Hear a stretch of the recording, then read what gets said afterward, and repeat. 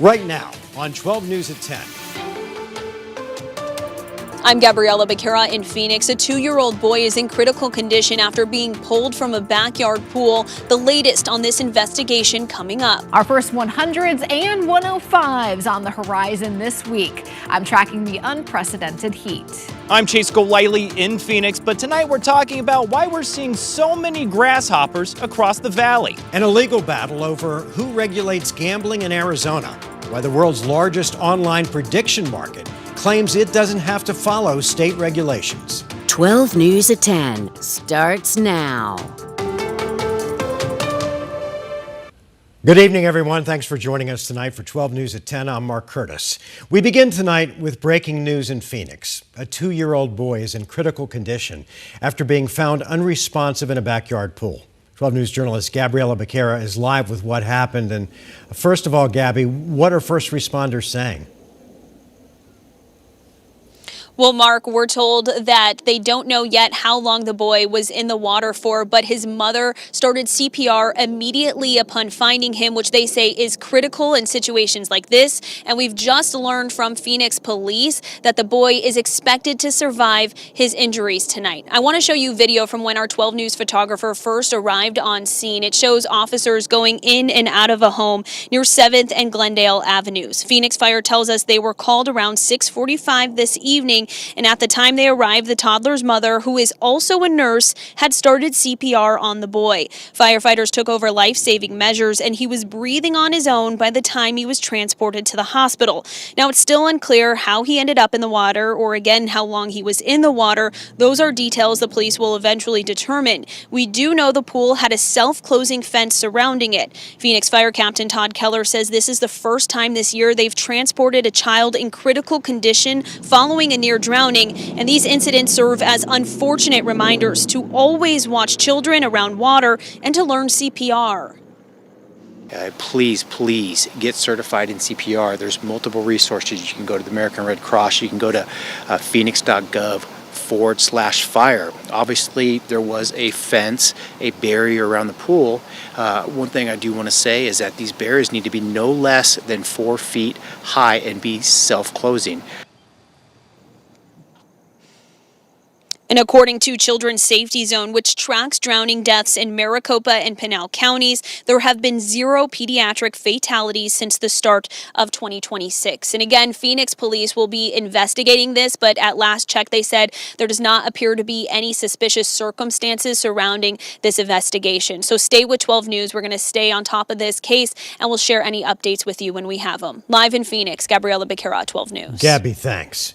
Meteorologist Lindsay Riley is here with our weather impact forecast. And Linz, this heat, it's going to get people going in the pool, trying to hike, and we're talking about temperatures that really are unprecedented for March. Literally unprecedented. We're going to have our hottest March days ever, and we are smashing the record. We've only had one 100-degree day since the late 1800s during the month of March, and that was back in 1988.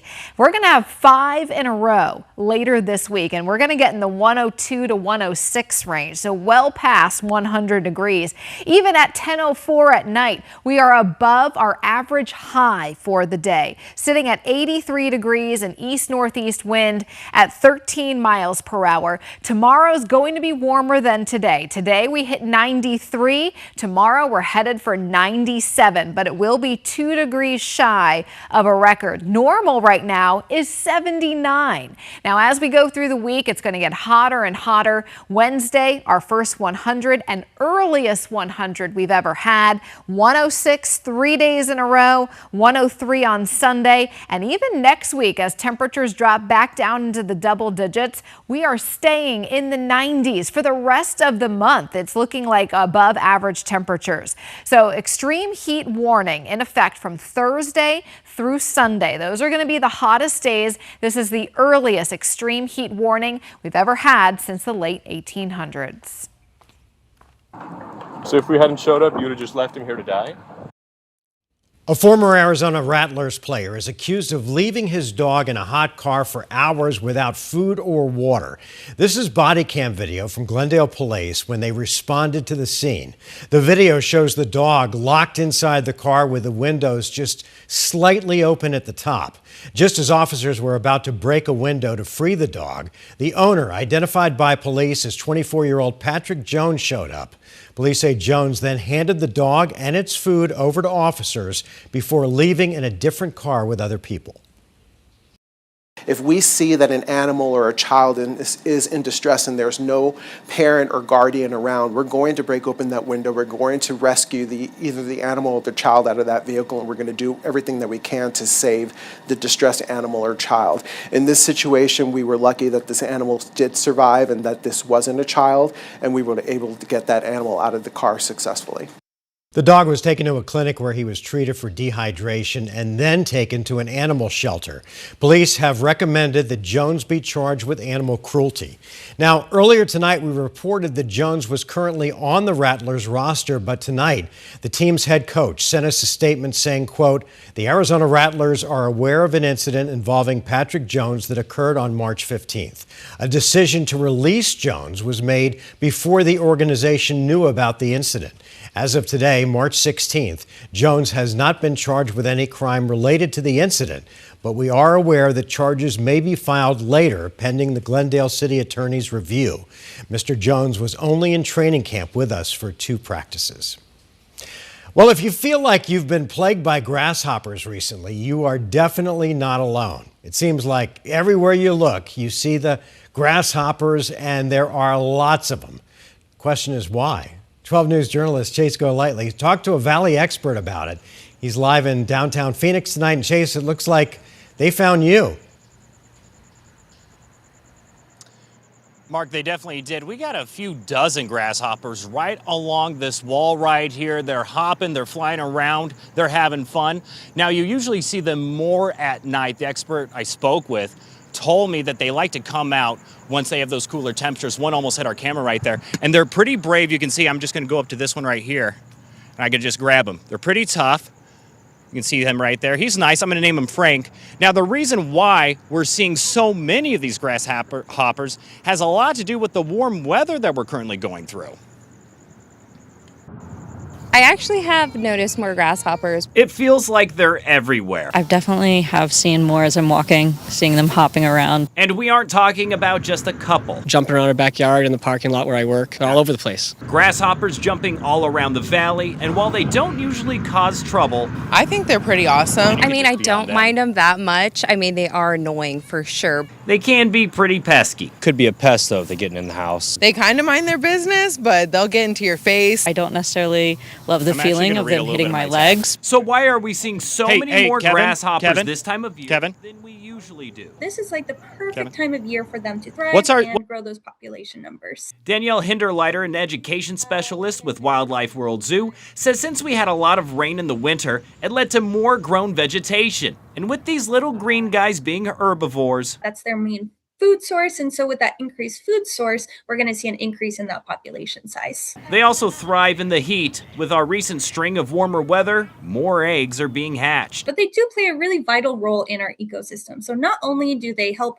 keep that vegetation kind of controlled throughout our environment so we don't get overgrowth, but they're also going to be a food source for a lot of different animals. Like birds, reptiles, and spiders. When asked when we will see fewer grasshoppers, Hinderleiter says it's going to be a while. They probably will persist through monsoon season, so through the summertime, and then once we do kind of start to see those cooler temperatures at the beginning of fall, we'll start to see a decline in that population. Now, if you have a lot of grasshoppers at your home and you're looking to get rid of them, experts say do not use pesticide because if the grasshoppers eat the pesticide and a bird eats them, the bird will get sick. They say cover your plants with fine mesh lining, plant fragrant plants like garlic to keep them away, maybe get some bird feeders so more birds will show up and scare the grasshoppers away. But you can see definitely a lot of them out here. What I'm planning to do is that I'm going to get a couple of these, round them up, and then I'll bring them into the studio so everyone can have a look at the grasshoppers, Mark. I think that'll be a fun thing for everyone at the station to enjoy. Sort of like a show and tell. Exactly. It's going to be the same thing. They'll be flying around. It'll be a fun time. We'll love it. All right. Chase, thanks. Today, a federal court denied multiple requests for an injunction to stop mining at Oak Flat. It comes after tribes and environmental groups had asked the court to pause a land transfer to a private mining company. The decision clears the way for Resolution Copper to begin exploratory drilling in that area. Oak Flat is considered a sacred site for several Native American tribes. Congresswoman Adelita Grijalva released a statement following the ruling, saying in part, Oak Flat is not just a piece of land.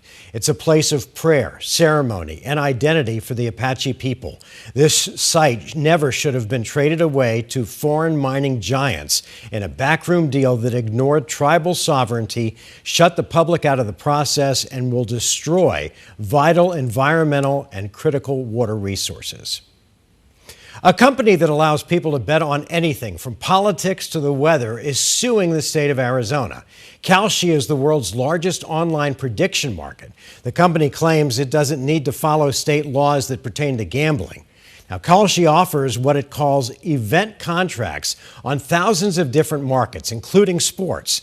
But unlike traditional sports betting, it's regulated under the Federal Commodities Commission and not state law. In a letter last May to Kalshi's chief executive, Arizona gaming officials warned that Kalshi's online gambling is illegal.